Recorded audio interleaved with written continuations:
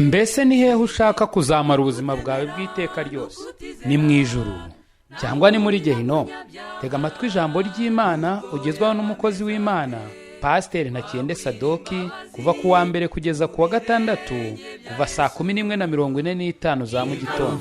Ni wowe Yesu yashenjaguriwe, niyaza kuba ari wowe munyabyaha gusuhari, ntibyari kubuza Yesu kuza hano kugufi. Reka mbasuhuze inshuti bakunzi kandi mbahe ikaze muri uyu mwanya mwiza, umwanya tugiye kwigana ijambo ry'Imana.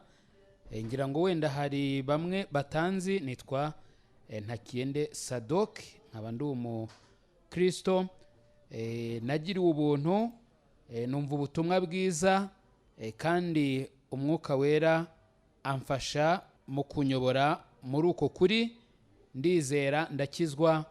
Ubu rero ndashima Imana cyane kuko Imana yangiriye neza ikampa agakiza kayo ku buntu, ndetse by'umwihariko ikaba impaye n'aya mahirwe kugira ngo mbashe kubumbura Bibiliya, hanyuma nawe nkwinginge uyibumbure maze twigane ijambo ry'Imana.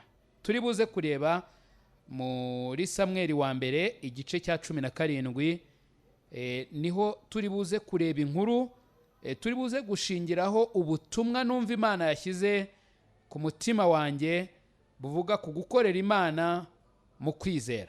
Gukorera Imana mu kwizera. Muri iyi minsi ikomeye tumazemo iminsi, ndetse tukinarimo iminsi itarigeze kubaho mu buzima bwacu ndetse n'ubw'abatubanjirije, ni iminsi mbonamwe amahirwe akomeye cyane yo gukorera Imana kandi yo guheshamwo Imana icyubahiro.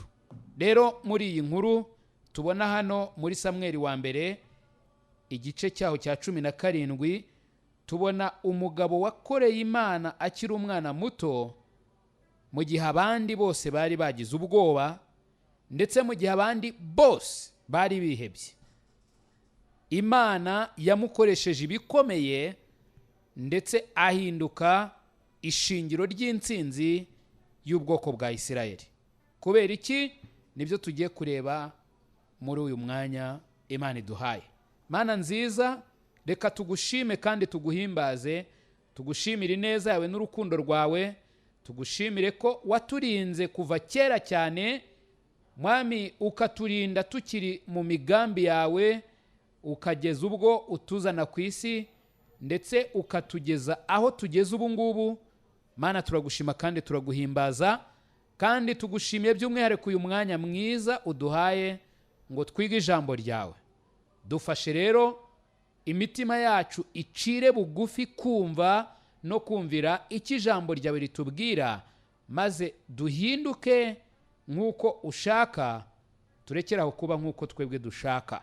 Urakoze rero kuri mwiza, ngaho bana n'abateze amatwi bari hirya no hino, ubane nanjye uri hano. Mana, utugirire neza, twese tuze kuhabwa umugisha nawe. Urakoze kubyumva kandi witeguye gukora byinshi birenze n'ibyo tugusabye, tubyambaje twizeye mu izina rya Yesu Kristo umwami wacu, amen. Samweli wa mbere igice cya 17, ntabwo turi buze gusoma kino gice cyose, ariko inkuru tugiye kwigaho iri mu iki gice cyose. Tubona ko igihe cyageze, ingabo z'Abafilisitiya zikagira gutya zigapanga gutera ingabo z'Abisirayeli. Hanyuma Abisirayeli nabo ntibari kwicara, ahubwo barahaguruka bajya kurwana n'Abafilisitiya. Aha rero barwaniraga hari ubutaka bwa Isirayeli. Hanyuma izi ngabo ziraza, n'iz'Abisirayeli ziraza, bahurira, bamwe bahagarara ku musozi, abandi bahagarara ku wundi, hagati yabo hari harimo ikibaya. Unarebye ni nkaho bagombaga kurwanira.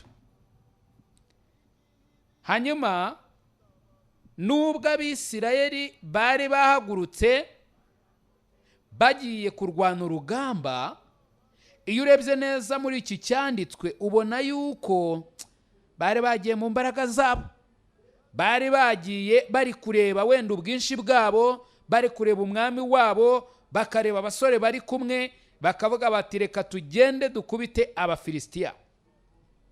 Hanyuma nk'uko tubibona ku murongo wa 4 w'iki gice, ngo bukeye mu rugerero rw'abafilisitiya havamo intwari yitwa Goliyati w'Igati, ikirere cye cyari mikono 6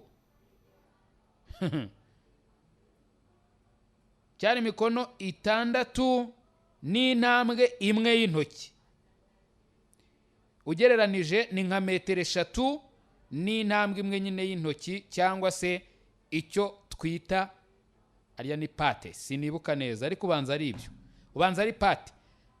Metero 3 na pate, urumva ni yari muremure, yari muremure. Noneho ntabwo ari ibyo gusa, Bibiliya iravuga ngo yari yambaye ingofero y'umuringa ku mutwe n'ikoti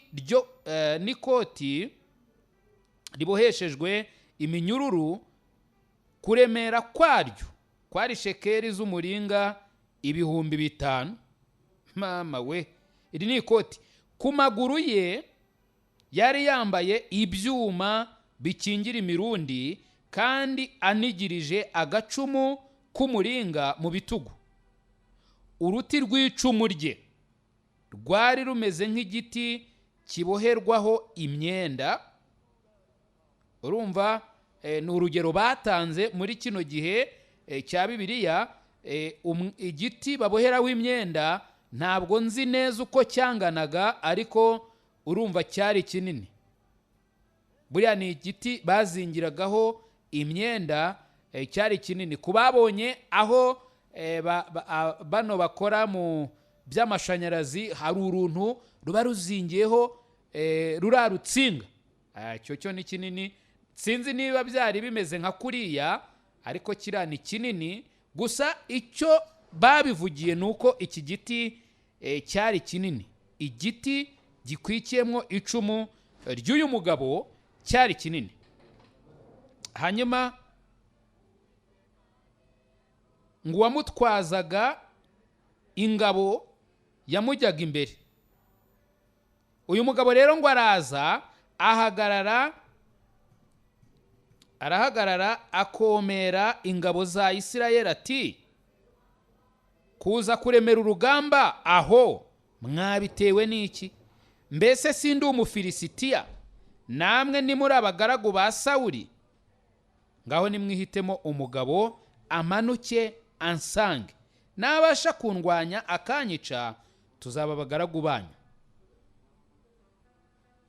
Ariko nimunesha nkamwica, nimwe muzaba abagaragu bacu, mudukorere. Yari arimo kuvuga ibintu bikomeye. Ushobora kubyumva gutyo ukagira ngo ni ibintu byoroshye, ariko mw'iki gihe cya kera abantu koko bashoboraga guhinduka abagaragu b'abandi. Ntabwo ari ukuba abagaragu gutyo gusa, ahubwo reka nkoresha ijambo abacakara. Abacakara ntabwo ari ukugenda ngo ukore bazaguhembe, ahubwo ni ukugenda ugakora imirimo yose y'agatunambwenu, kandi nta gihembo utegereje. No kurya ni impuhwe z'uwo nguwo ubereye umugaragu. Kera rero niko byari bimeze. Iyo Goliyati aza gutsinda, Abisirayeli bagombaga kuba abacakara b'Abafilisitiya. Ariko nanone iyo Abisirayeli haboneka umugabo utsinda Goliyati, ubwo Abafilisitiya bagombaga kuba abacakara b'Abisirayeli. Iki nicyo kintu yari arimo avuga. Ngira ngo ugitekerezeho wumve ko ari ikintu gikomeye. Impamvu mvuga ko gikomeye nuko nureba hano ku murongo wa 11, amaze kuvuga ayo magambo yose, ngo yarongeye rwose ku murongo wa 10, ngo Umufilisitiya arongera aravuga ati, nsuzuguye ingabo za Isirayeli uyu munsi. Ibaze nawe, ibihumbi n'ibihumbi by'Abisirayeli bari bagiye kurwana ari abasirikare bakomeye. Uyu mugabo Goliyati aravuga ati uyu munsi rero ndabasuzuguye rwose, ni nkaho yari ari kuvuga ati mbabuzemwo umugabo kweri waza tukarwana. Ati nimume umugabo turwane twembi. Sawuli umwami w'Abisirayeli ndetse n'Abisirayeli bose ngo bumvise ayo magambo y'Umufilisitiya, ku murongo wa 11 bariheba. Reba rino jambo, bariheba, baratinya cyane. Bariheba, baratinya cyane. Kwiheba ntabwo ari ikintu cyiza. Kwiheba ntabwo ari ikimenyetso cy'ubutwari. Kwiheba ntabwo ari ikimenyetso cy'ibyiringiro biri mu mutima. Kwiheba ni ikimenyetso cy'uko watinye, kandi kugira ngo utere intambwe ujya imbere ari ikintu kitagishobotse. Abisirayeli rero baratinya, Abisirayeli bagira ubwoba ndetse bariheba. Ngira ngo batangiye kurebana bakavuga bati none se uyu ureshya gutya ni urahangana na Goliyati? None se uyu niwe wahangana na Goliyati? None se tumugireho rimwe? Byose birabacanga, babura icyo bakora, ngo bariheba, baratinya cyane. Ntabwo batinye gusa, baratinye cyane. Sinzi uko byagenze, ariko Bibiliya itubwira ko batinye cyane. Tekereza nawe iyo watinye cyane ugatangira guhinda umushyitsi, ariko bitari byaza hanze. Ugahinda umushyitsi mu mutima, ugahinda umushyitsi mu mara, hanyuma nyuma bikaza kuza no hanze, ugasanga umuntu arimo aratitira. Ndira ngo nabo niko byagenze, kuko Bibiliya iravuga ngo barihebye, baratinya cyane. Batinyaga iki? Batinyaga kujya guhura na Goliyati. Ariko uyu mugabo nureba neza nk'uko Dawidi yabivuze, Dawidi umwana mutoya, wari umusore uri aho ngaho ariko ukunda Imana, wizera Imana, ufite ishyaka ryo gukorera Imana. We ntabwo ari uko nguko yabibonaga, ntabwo ari uko yabitekerezaga. Iyo urebye hano ku murongo wa 16 tubona yuko ngo uwo Mufilisitiya ngo uko bukeye n'uko bwije akabasatira. Yazaga abegera basatira, agenza atyo atuka n'Imana.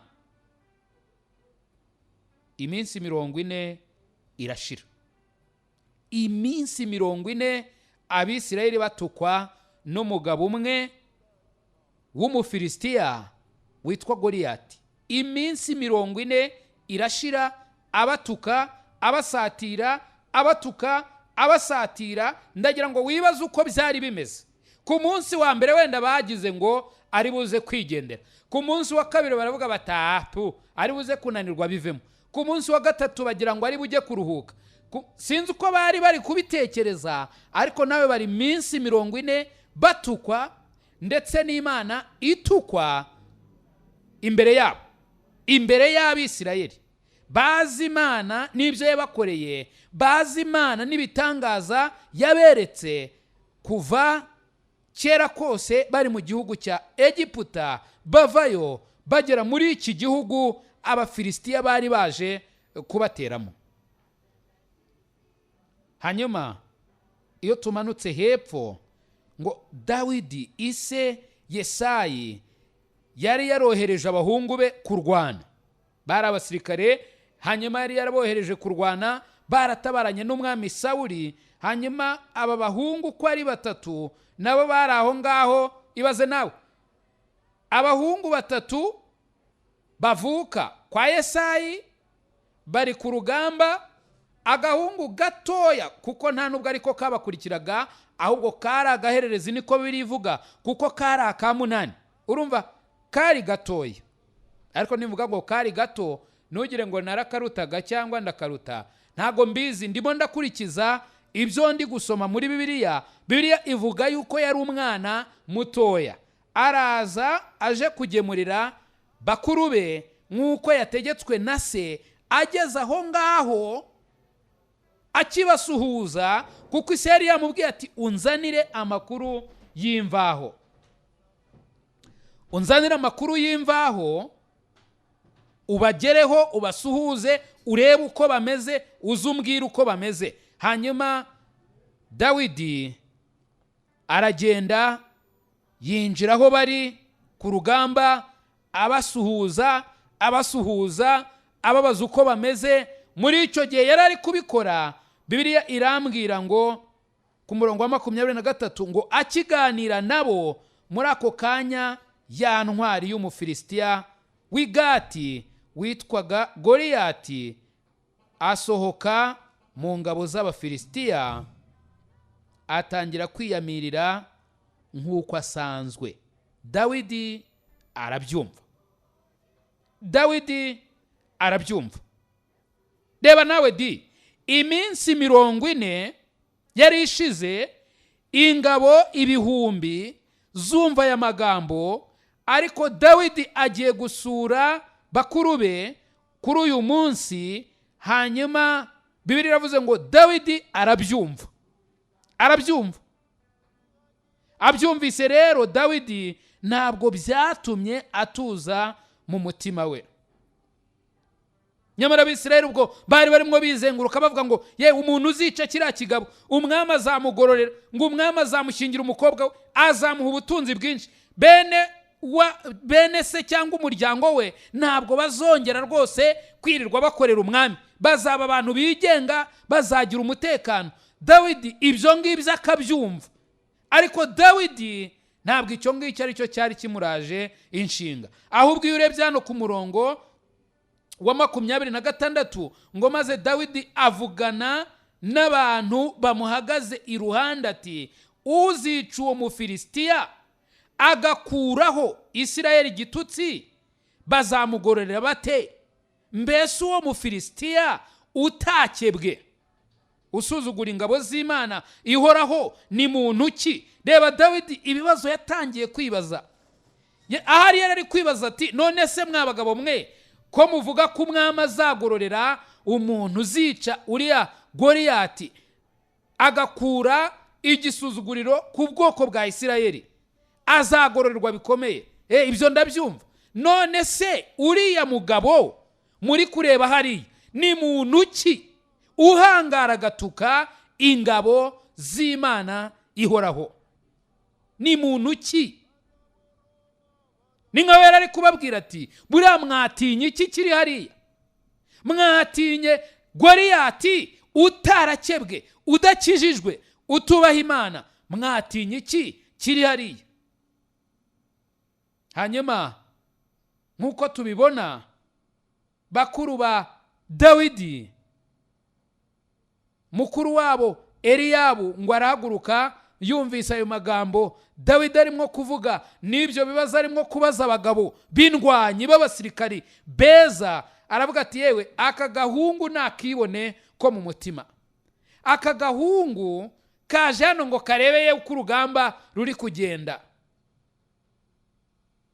Dawidi ntabwo yigeze ashyigikirwa na bakuru be, ntabwo yigeze ashyigikirwa n'umwami Sawuli, ntabwo bamurebaga ngo bamubonemo ko muri we harimo imbaraga. Ariko iyo urebye neza, wibuke neza icyo turi kuganiraho, gukorera Imana mu kwizera. Iyo urebye neza ubona ko Dawidi nubwo yari umwana, nubwo yari mutoya, yewe mu gihagararo cye atagaragara nk'umurwanyi ukomeye, ariko Dawidi muri we yari afite imbaraga z'Uhoraho, yari afite ubutwari bukomoka ku ntsinzi iri muri Kristo. Dawidi ntabwo yigeraga yibona nk'uwatsindwa na Goliyati. Kubera iki? Ntabwo yirebaga, ahubwo yarebaga uwo ahagaze mu kwizera. Dawidi yarabumvise, yumva ibyo bavuga, yumva uko bamukwena barimo n'abakuru be, abona ukuntu uyu mugabo arimwo atuka ingabo z'Abisirayeli, yumva ukuntu arimwo atuka Imana, arangije agira agahinda, arababara cyane, aravuga ati uyu ni muntu ki utinyuka agatuka ingabo z'Imana ihoraho, agatuka Imana yo mu ijuru, kandi adakijijwe, kandi atarakebwe. Dawidi kubera ibyo bibazo byose yabajije, kubera ibyo biganiro byose yagiranye n'abo bantu bari bari iruhande rwe, aba bantu basigaye bibaza, uriya mwana, uriya musore utatinye, umwami yadagadwe, abajenerali badagadwe, uriya mwana ni muntu ki?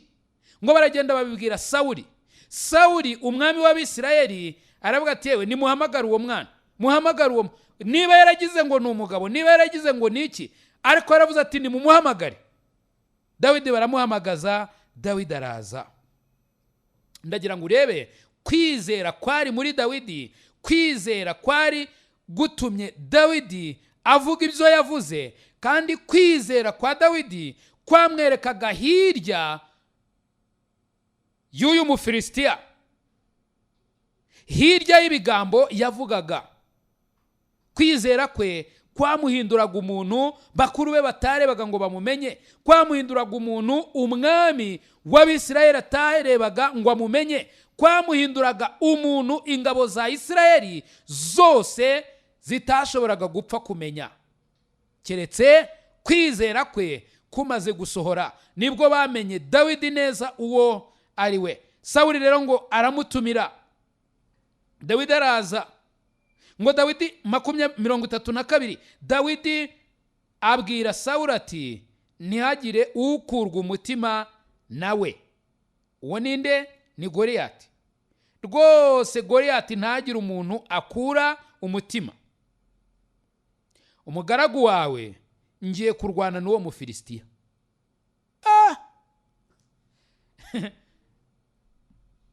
Sawuli yaravuze ati wa mwana we ntatinya ubwanjye, abagabo b'indwanyi bari gutitira hano hirya, babuze uko babigenza, none ngo ugiye kugira ute?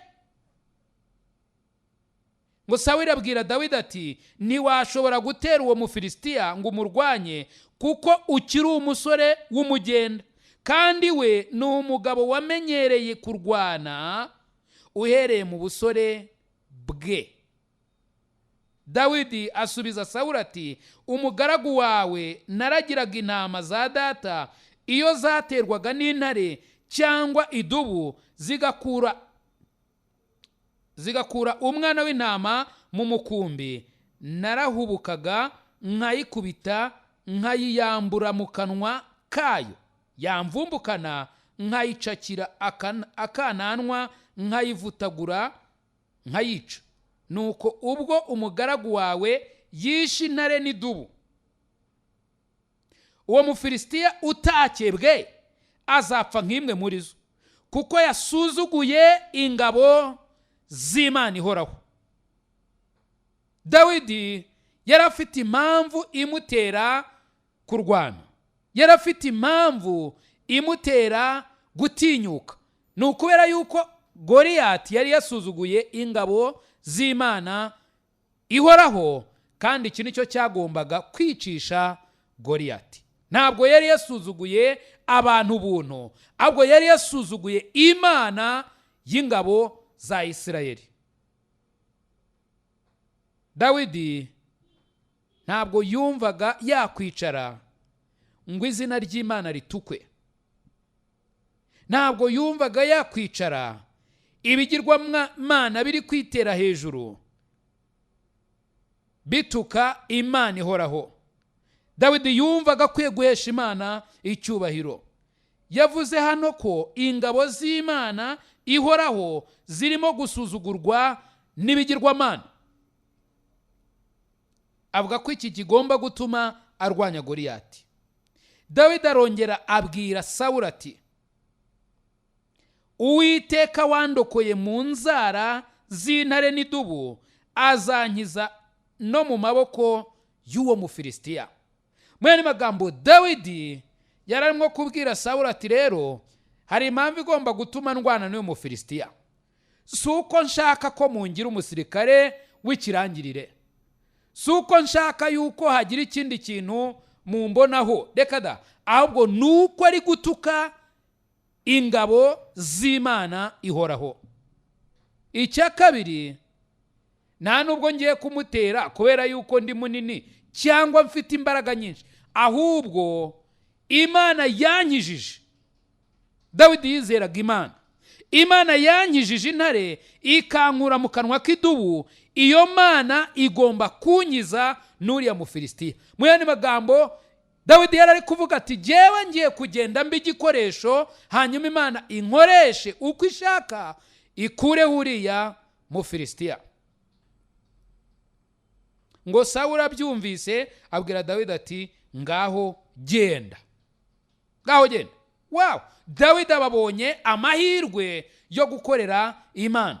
Hano ndagira ngo wibuke neza icyo turi kuganiraho, ni ugukorera Imana mu kwizera. Muri ibi bihe bya none turimo, abantu benshi ntibazi ikintu bakwiriye gukora. Abantu benshi bamaze kuyoberwa aho bava, bamaze kuyoberwa aho bajya, baricaye nta kintu babona bakwiriye gukora, kandi izina ry'Imana riratukwa bukira bugacya. Nta shyaka bafite, ntibahangayikishijwe n'ukuntu izina ry'Imana riri gutukwa hirya no hino.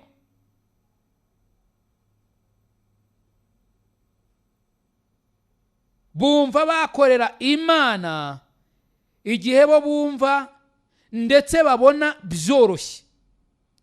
Iyo babonye ibibaremerera, ibibagora, iyo babonye inzitizi, kubera ko amaso yabo bayahanze kuri izo nzitizi, kubera ko amaso yabo bayahanze kuri ibyo bibagoye cyangwa ibyo bibabuza, bibatsikamira, icyo gihe ntabwo baba bakigiye imbere, ahubwo bashaka imigambi y'ukuntu bahunga, maze ubwo izina ry'Imana rigatukwa, izina ry'Imana rigakozwa isoni mu batizera, kubera ko abakristo aho kureba Imana bareba ibibazo, bareba ibibagoye, bareba ibibabereye nk'inzitizi zo gukomeza mu kwizera, zo gukomeza mu guhesha Imana icyubahiro, zo gukomeza mu gukiranuka. Barangiza kubera izo mpamvu zose babona, bakabona yuko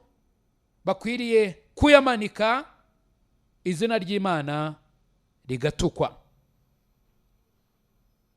Muri iyi minsi ntabwo mbizi, ariko umwuka w'Imana aramamiriza mu mutima ko abakristo cyangwa se abitirirwa izina ry'Imana batarimo kwerekana icyubahiro cy'Imana aho bakagombye kuba berekana ubwiza bw'Imana n'icyubahiro cyayo, aho bagakwiriye kuba bahesha Imana icyubahiro, barimo barasuzuguza izina ry'Imana.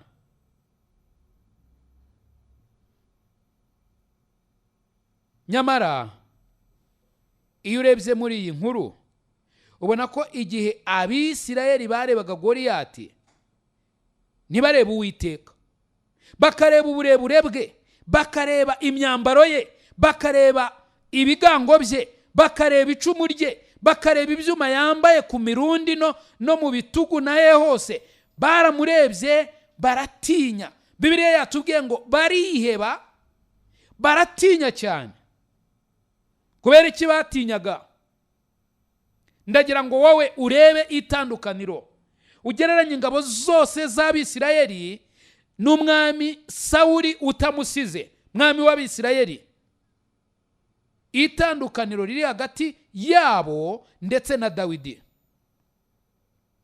Ni iki cyatumye Dawidi atera intambwe agatinyuka, agakomeza imbere, kugira ngo izina ry'Imana ryari rimaze iminsi 40 ritukwa, n'ingabo z'Abisirayeli zari zimaze iminsi 40 zibwirwa na Goliyati amagambo y'urukozasoni, bikurweho. Ni irihe tandukaniro riri hagati ya Dawidi n'Abisirayeli? Dawidi ntabwo yarebaga Goliyati ngo amubonemwo ikibazo. Dawidi yarebaga Goliyati akamubona nk'umuntu udahari. Yamubonaga nk'umuntu udashobora na gatoya guhangara gutuka Imana ngo abeho. Kandi uko niko kuri. Nta muntu n'umwe, nta mbaraga na zimwe zishobora kujya hejuru y'imbaraga z'Imana. Dawidi ibyo bintu yarabirebaga kandi akabona ko ari ukuri mu mutima we, ntabwo yabishidikanyagaho. Ni nayo mpamvu yabwiye umwami Sawuli ati, jyewe ngiye kugenda ndwanya uriya mugabo. Kubera iki ndamurwanya? Nuko yatutse ingabo z'Imana ihoraho. Icyo cyonyine kiratuma murwanya. Kandi ntabwo ngiye kumurwanya kuko mfite imbaraga njyewe, ahubwo Imana yankijije idubu ikankiza intare, Imana irankiza n'uriya mugabo. Mwene magambo yaravugaga ati, jyewe ngiye kugenda ariko Imana niyo iri burwane n'uriya mugabo. Ntabwo ari njye yatutse Imana y'ubwoko bwa Isirayeli. Nguko uko Dawidi yarebaga ibintu. Ntabwo yarebaga icumu rya Goliyati, ntabwo yarebaga igihagararo cya Goliyati, ntabwo yarebaga ibyuma n'ibiki byose yari yiyambitse, ntabwo yarebaga ibyo byose bitera ubwoba yari yiyambitse. Ahubwo Dawidi yarebaga ibitutsi byamuvuyemo bituka Uwiteka. Hanyuma Dawidi akabona ko Imana igomba kwihesha icyubahiro igashyira hasi uwo mugabo w'umupagani. Icyama ukamenya neza uwo uriwe.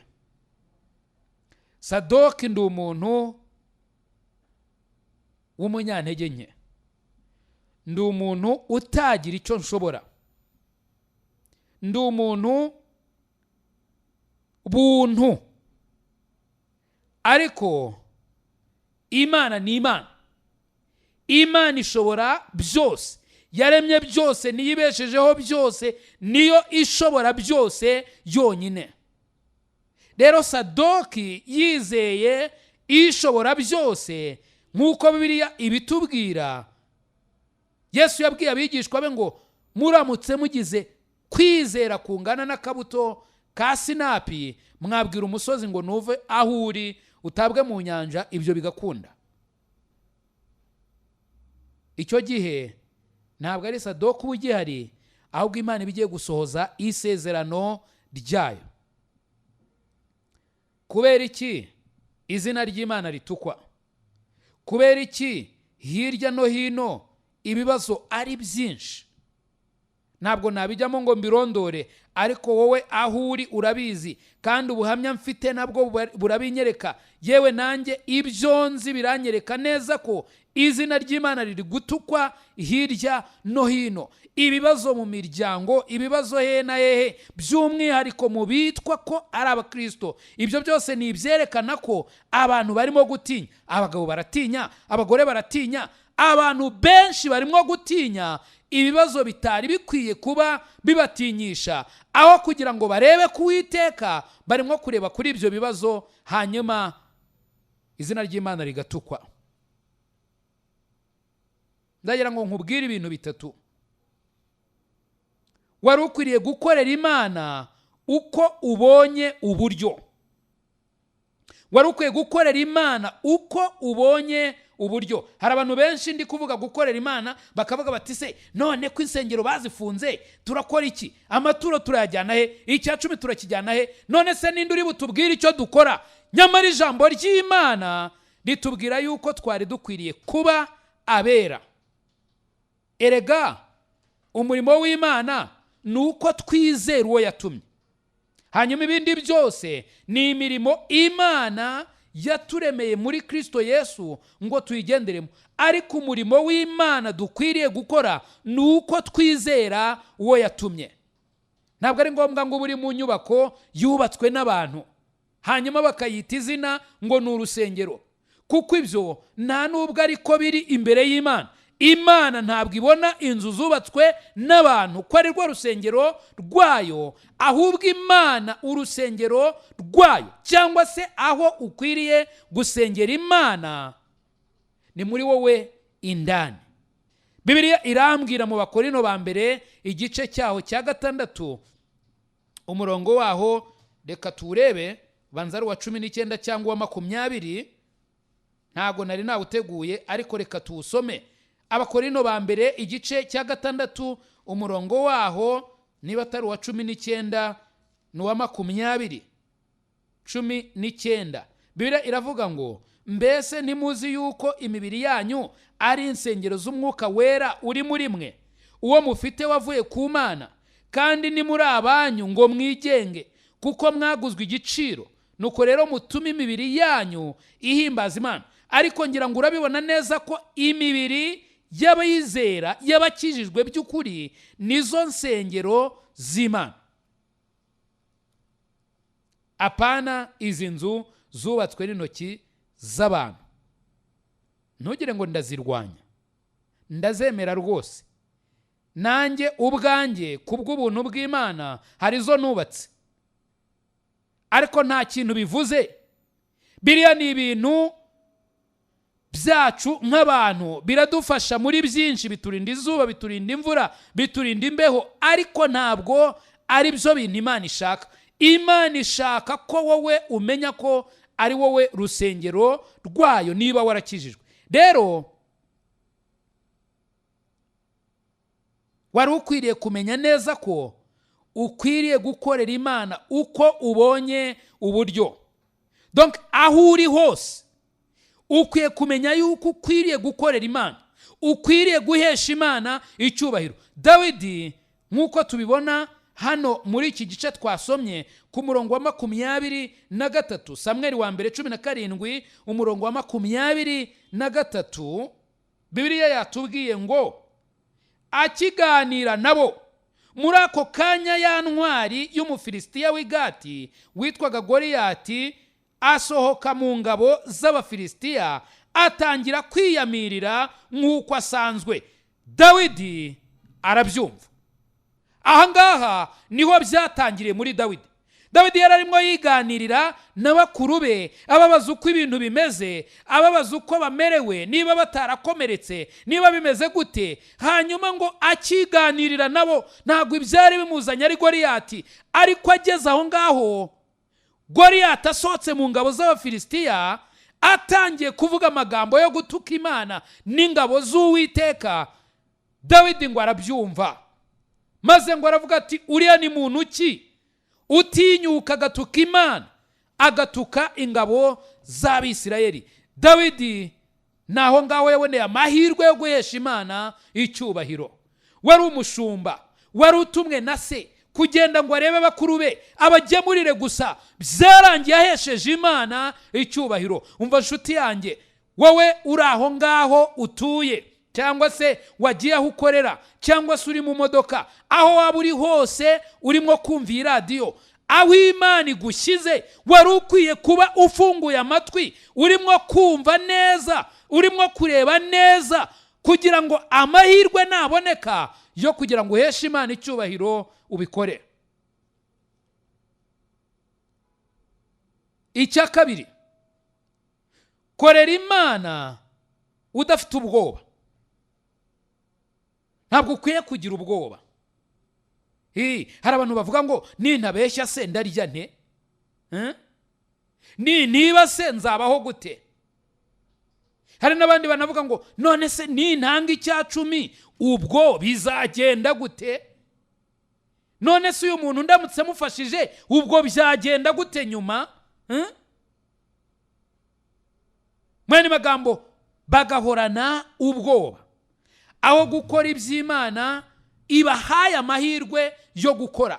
Aba Bisirayeli bose uko bari ahangaha ku rugerero bari bafite amahirwe iminsi 40 yose yo guhesha Imana icyubahiro, yo gukora iby'Imana ishima, ariko ntabwo bigeze bakoresha aya mahirwe kugeza igihe umwana mutoya wubahaga Imana akizera Imana yahagereye muri ako kanya kivugana na bakuru be, muri ako kanya cyumva uko umugabo witwa Goliyati atuka Imana. Dawidi yahise agambirira mu mutima we, aravuga ati Imana ntabwo izina ryawe rikwiriye gutukwa mu bapagani, ntabwo izina ryawe rikwiriye kubaho igisuzuguriro. Arangije aravuga ati uriya ni muntu ki utuka Imana? Wari ukwiye gukorera Imana udafite ubwoba. Hano kuri 45 muri iki gice n'ubundi umurongo wa 45 haravuga ngo Dawidi abwira Umufilisitiya ati wanteranye inkota n'icumu n'agacumu. Aha ni igihe yari amaze kwanzura ndetse no guhabwa uburenganzira bwo kurwanya Goliyati. Goliyati ngo amubonye aramusuzugura, aravuga ati ariko aka gahungu bagenzi, none saka kazi ko kaje gukubita imbwa, karareba kakabona kagiye gukubita imbwa kweri, kuzana agakoni kuza, aragatuka ndetse ngo atuka n'Imana nanone. Dawidi ngo abwira uwo Mufilisitiya ati wanteranye inkota n'icumu n'agacumu, ariko jyewe nguteye mu izina ry'Uwiteka Nyiringabo, Imana y'ingabo za Isirayeli wasuzuguye. Mwene magambo Dawidi yaramubwiye ati wikwiri kuvuga byinshi, ntabwo nje ndi Dawidi uri kureba, ahubwo nje mu izina ry'Uwiteka Nyiringabo, Imana y'ingabo za Isirayeli, izi ngizi wasuzuguye. Uyu munsi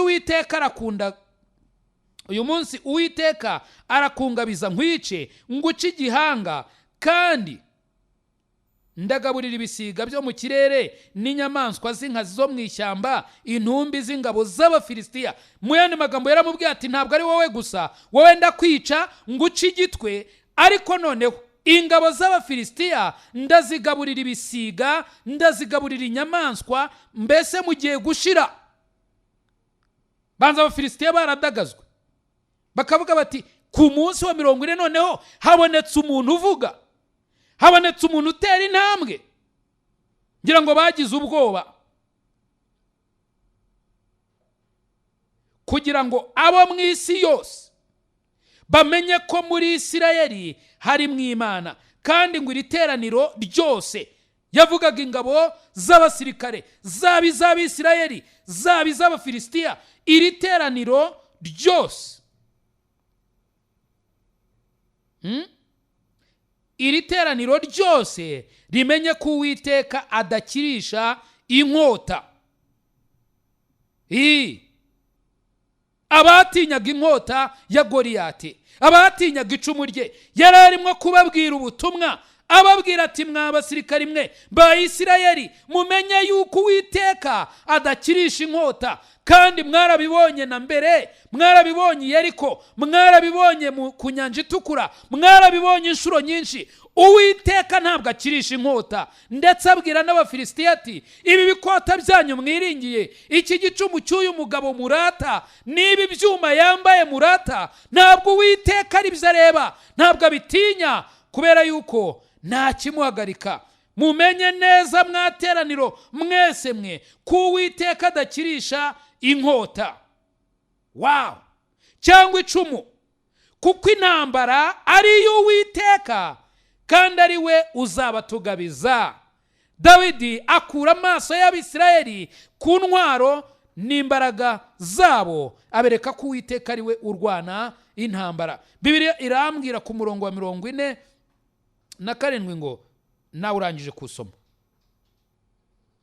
Dawidi yarabizi neza ko intambara arwana atariye, ahubwo ari y'Uwiteka. Ari nayo mpamvu intwaro z'Uwiteka ntabwo ari zo z'abantu disi we. Wari ukwiriye kumenya neza intwaro z'Uwiteka. Mu Bagalatiya igice cyawo cya 6 uzahasome, uzabona uko wari ukwiriye kwambara ukagenda ugakorera Imana, aho utuye, aho ukorera, aho ugenda. Nubwo icyo abantu bita insengero gifunze, wari ukwiye gukomeza ugakorera Imana. Icya 3 ari nacyo nsorezaho, wari ukwiye gukorera Imana ushize amanga, ufite kwizera. Hano ku murongo wa 47 nk'uko tubibonye, Dawidi yarashize amanga, nta gushidikanya yari afite muri we.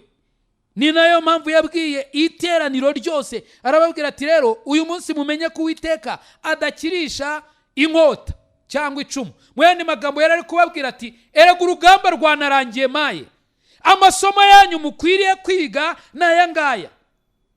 Goliyati arapfa n'Abafilisitiya barapfa, kandi mwige rino somo, ntabwo Uwiteka akirisha inkota cyangwa icumu. Dawidi yarashize amanga. Iyo usomye mu Baheburayo igice cya 11 ugasoma urutonde rw'intwari z'abantu bagiye bagendera mu kwizera, bagiye bakoreshwa n'Imana, ibintu bitakorwa n'abantu kubera kwizera gusa. Iyo ugeze ku murongo wa 34 ngo batsinze intambara nyinshi cyane n'ibindi bikomeye byinshi cyane Imana yagiye ibanyuzamo. Muri abo ngabo harimo Pawulo. Iyo urebye muri Timoteyo wa 2 igice cyaho cya 4 umurongo wa 6 kugeza ku wa 8, Pawulo avuga amagambo akomeye ku iherezo ry'urugendo rwe. Aravuga ati narwanye intambara nziza, narinze ibyo kwizera. Aravuga ati gisigaye mbikiwe ikamba ry'ubugingo, iry'Imana Data izampa, kandi ntabwo ari njye jyenyine, ahubwo ni abakunze kuzaboneka kwe bose. Mbese wowe uri mu ruhe ruhande? Uri mu banesha cyangwa uri mu batsindwa? Mana icyampa ubwoko bwawe ukabuhindurira amaso, bukabasha kureba uwo uriwe, bukabasha kureba imbaraga zawe n'ubushobozi bwawe, maze bakagukorera bashize amanga, badafite ubwoba, maze tukagukorera aho tubonye amahirwe hose.